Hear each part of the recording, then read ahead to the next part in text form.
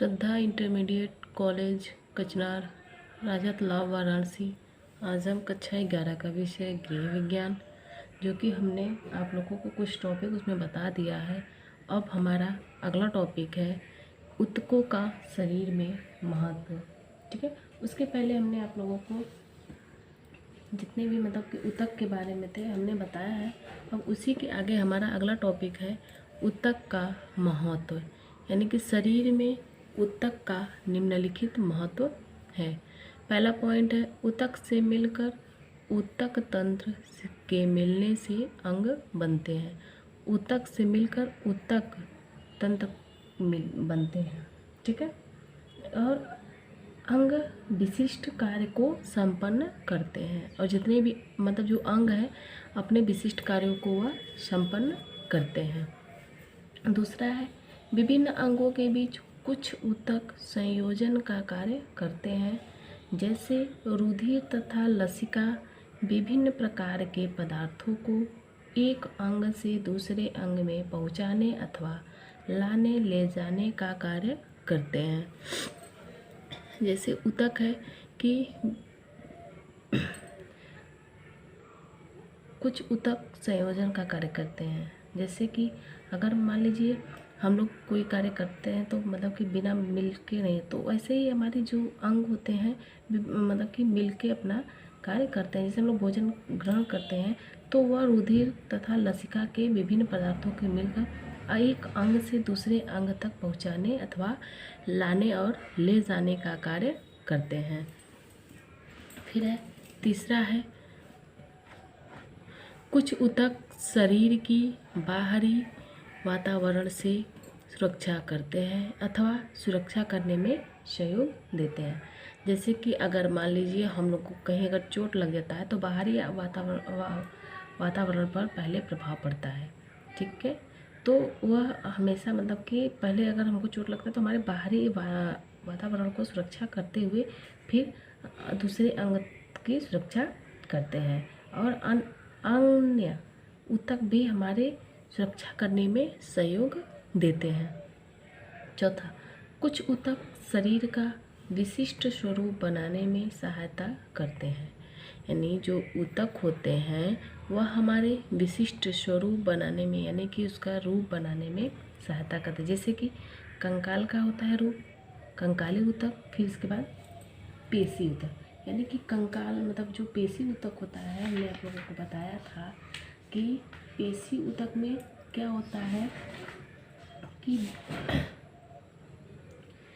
पेशी कोशिकाएं लंबे और पतले आकार की होती है। ठीक है, तो इसमें क्या होता है व्यक्ति कि मतलब कि जब तक कंकाल का निर्माण नहीं होगा तो वह ऊतक का निर्माण नहीं हो पाएगा। फिर पांचवा है कोशिकाएं अति सूक्ष्म आकार की होती हैं, वे शरीर की आवश्यकता के अनुसार कार्य नहीं कर पाती है। ठीक है, कोशिकाएं जो होती हैं वह अति सूक्ष्म यानी वह बहुत छोटे छोटे आकार की होती हैं, वे शरीर की आवश्यकता के अनुसार कार्य नहीं कर पाती है। जैसे कि शरीर की आवश्यकता यानी कि शरीर की आवश्यकता के अनुसार वह कार्य नहीं कर पाती है। जो कोशिकाएं होती हैं देखिए कभी कभी जो होती हैं वह छोटी छोटी होती है और वह कार्य करने में मतलब कि इसको सहायता नहीं कर पाती है। ठीक है, फिर अगला हेडिंग है हमारा अंग। अंग क्या होता है? अंग में देखिए अंग जैसे कि हमारे जब परिभाषा देखिए इसमें दिया है, जब एक ही प्रकार का कार्य करने वाले दो या दो से अधिक ऊतक मिलकर शरीर के किसी ऐसे भाग का निर्माण करते हैं जो विशेष आकार एवं विशेष गुणों के कारण अन्य भागों से अलग पहचाना जाता है, तो उस भाग को अंग कहते हैं। जैसे हृदय, फेफड़ा, आमाशय, यकृत आदि। जैसे कि अंग में क्या होता है कि हम एक ही प्रकार का कार्य करने वाले दो अंगों से ऊतक मिलकर, जैसे कि अगर मान लीजिए ऊतक का निर्माण होता है तो वह कार्य मतलब जैसे हृदय, फेफड़ा, आमाशय, यकृत, इन सब के मतलब कि अंग मिलकर कार्य करते हैं। ठीक है। उपर्युक्त देखिए इसमें और दिया है कि उपर्युक्त परिभाषा से स्पष्ट है कि विभिन्न प्रकार के ऊतक सामूहिक रूप से विभिन्न अंगों का निर्माण करते हैं और प्रत्येक अंग एक विशेष अंग का संपादन करते हैं। अर्थात यानी कि शरीर के उस भाग या संरचना को अंग कहते हैं जो एक या दो से अधिक प्रकार के ऊतकों द्वारा बनता है तथा जिसकी अलग सत्ता होती है, साथ ही जो एक विशेष प्रकार का कार्य करता है। ठीक है। जैसे कि अगर मान लीजिए हमारा अंग है, तो अगर हमारे पास अंग नहीं होता तो क्या हम लोग कोई कार्य कर पाते? जैसे हमारा शरीर है, विभिन्न अंगों के सम्मिश्रण से ही पूर्णता प्राप्त होती है। जैसे आँख एक अंग है और उसकी क्रिया क्या है, हम लोग क्या करते हैं? आँख से देखने की क्रिया करते हैं। ठीक है। और कान श्रवण यानी कि क्रिया का अंग क्या होता है? सुनने का।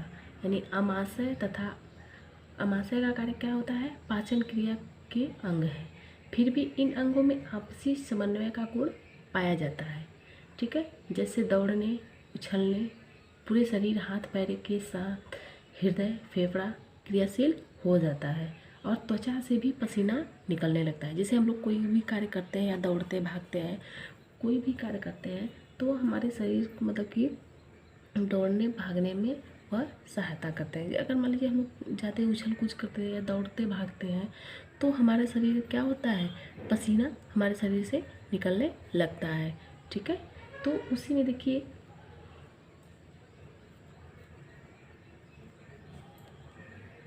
अंग के द्वारा मतलब कि अंग के द्वारा ही अगर हम मान लीजिए अगर हमारे पास अगर मतलब अंग का अगर नहीं रहता है, अगर कोई अंग अगर मान लीजिए अगर आँख ही नहीं है तो वह हमारे देखने की प्रक्रिया नहीं है, तो उसमें हमें क्या होता है कि व्यक्ति यह कहता है कि एक आँख ही एक ऐसा अंग है जो उसकी क्रिया हम देखता है।